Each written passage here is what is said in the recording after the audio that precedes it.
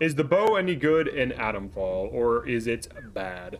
So one of the things the bow can do is sit in grass and make stealth shots on enemies, and even when they are looking for you, they basically can't find you.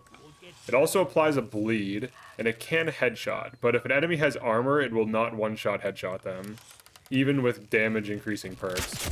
So you can see here I'm able to attack these enemies, and they either don't care or they can't care because they can't perceive me. However, if I were to use a gun, start shooting them, they find me immediately.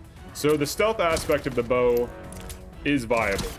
If you want to build around assassinating enemies, attacking them from the grass, it is definitely one of the few options that is able to do this. Now the stats on the bow are high damage, very quiet, holding draw increases damage and range. Now, based on the description and the stats, you would think that this thing is on par with like guns in terms of damage output. There are some interesting properties of the bow that you have to take into consideration when evaluating its damage.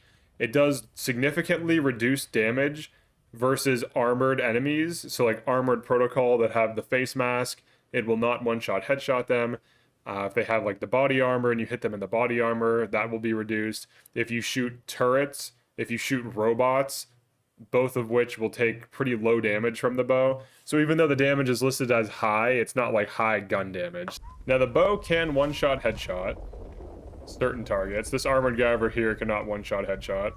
And in order to activate it, you have to hold alt fire or right click and then left click to start drawing. And it does have travel time. So you can see there I didn't get a headshot. You have to aim a little bit above because it does like bounce up.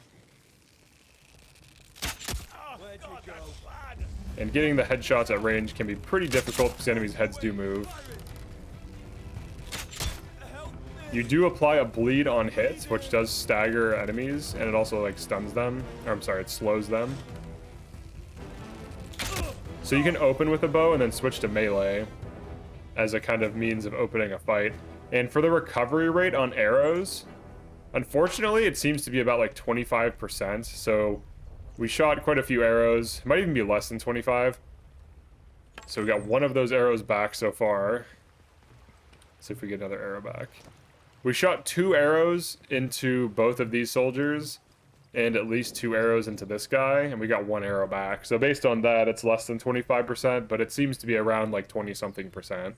For relevant perks, quiet movement is good because it prevents enemies from hearing your footsteps, especially when you're kind of like attacking from different angles like I was earlier. Even though I was pretty close to the enemies in the last clip, they still were not able to detect me, so quiet movement is good.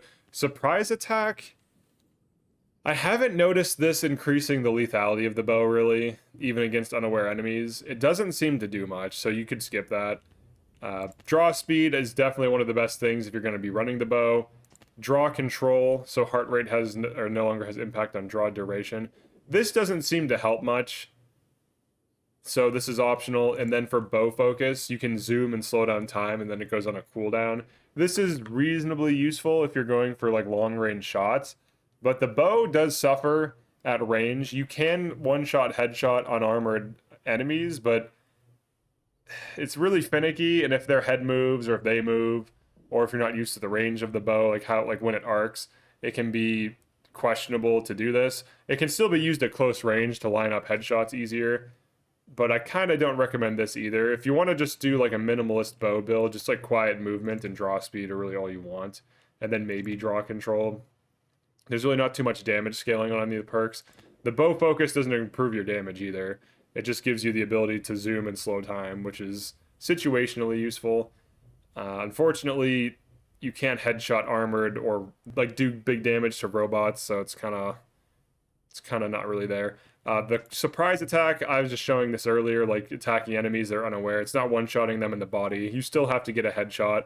So if you want to go for stealth assassination, you do want bow focus. I would say quiet movement, bow focus, and then draw control and draw speed. How far can we push stealth archer to in terms of brokenness? Can they see me if I'm right here?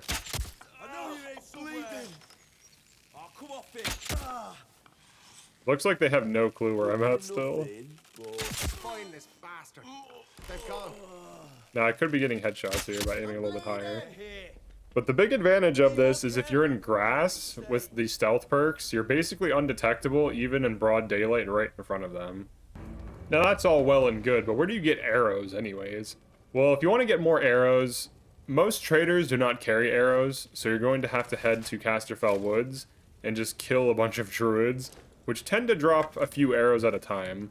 Now, the big downside of the bow, aside from it being bad versus robots and machines, is that the only enemies that carry arrows are in one region outside of the sewers. So druids are only really found in Casterfell Woods and sometimes in the sewers. But the sewers isn't like an area you spend a lot of time in, and you tend to just go there briefly. So if you want to get arrows, you're gonna have to kill a bunch of druids. You can get one-shot headshots against unarmored opponents. So if you can find some of those.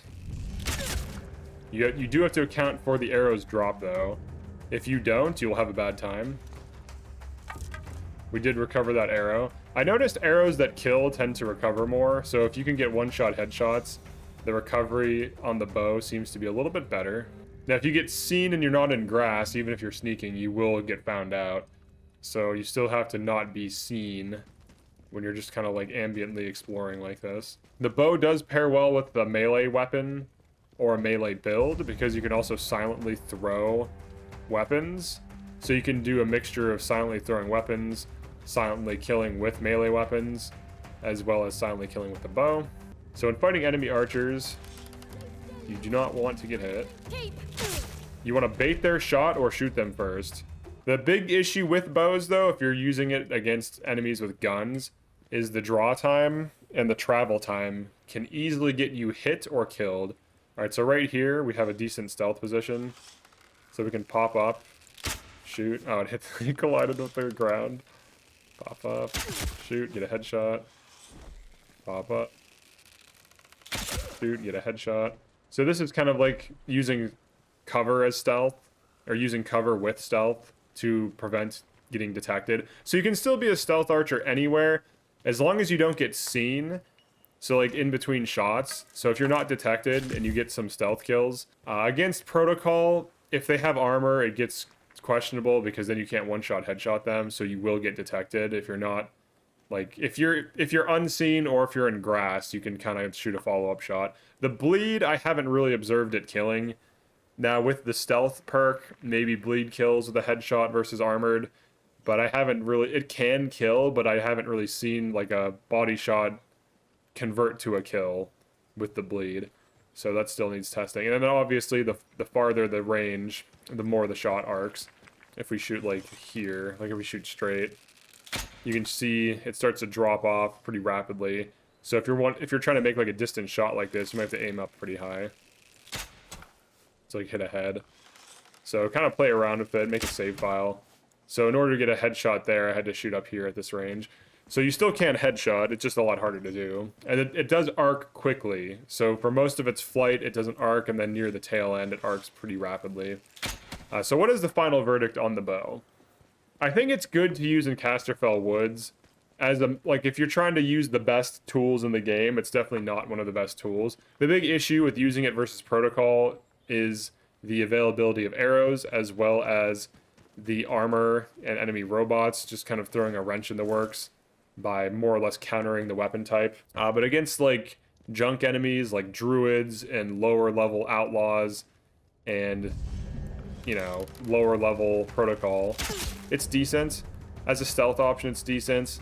The arrow retention seems to be higher when the arrow kills. I haven't recovered 2 arrows from a single target before. I've only ever recovered 1, so I think that there's something to that. But obviously, if you miss the headshot, if the enemy moves, it's hard to recover arrows that miss. They tend to just break, so that's another issue with the bow. I think the reusable ammo thing is just not there, really. If its ammo had less breakage chance, I could see it being better, but as soon as you leave Casterfell Woods, you run out of arrows pretty quickly if you use this as your main weapon. So really, it's just a tool I would say you should use in Casterfell Woods, where it really excels. You can use it in stealth grass to attack Protocol, If you have like 20 or 30 arrows, you can kind of get away with attacking an encampment for free. So that's an option. But beyond that, I consider it kind of like the worst of the ranged weapons. It's still decent though. It still has a use case. It's still serviceable. It's just not as strong as other things. There's no like poison arrows. There's no razor arrows. There's no explosive arrows. If there were different like tipped arrows, like flame arrows, poison arrows, things like this, maybe it would be better. Like if you could set a robot on fire with like an oil flame arrow or an explosive arrow to blow it up, that would be pretty good. But unfortunately, you cannot upgrade the bow. There's no alternate bows. The perks for bows are kind of lackluster. Honestly, throwing two-handed melee weapons with just melee attack power and quiet movement and weapon throw training. Now, weapon throw training costs you 1 point. Melee attack power costs you 2, and then quiet is like 5, I think. That build, just those 3 perks, you can just keep throwing two-handed weapons from stealth grass and killing a ton of enemies, and then you recover the weapons. So as long as those weapons don't go out of bounds, which there aren't too many areas of the game that are out of bounds. Like even this, I think, leads to an area below. So like, that's better than Stealth Archer because you can keep reusing those weapons. And also the melee weapons, the two-handed melee weapons with the right build can one-shot a robot at point blank with a melee. So melee outclasses this. So in terms of stealth, it's just not there. I'm going to give the bow, if I were to rate it, it has the potential to one-shot, but armor ruins it. It's good with stealth, but its ammo is not as recoverable as it should be, and it's not common in other regions outside of Casterfell. So it really suffers when you take it to Slattendale, when you take it to Interchange, when you take it to Skethermore. But yeah, that's it for this one. Definitely like and subscribe if you enjoyed this or found this useful, and I'll see you in the next one. Peace.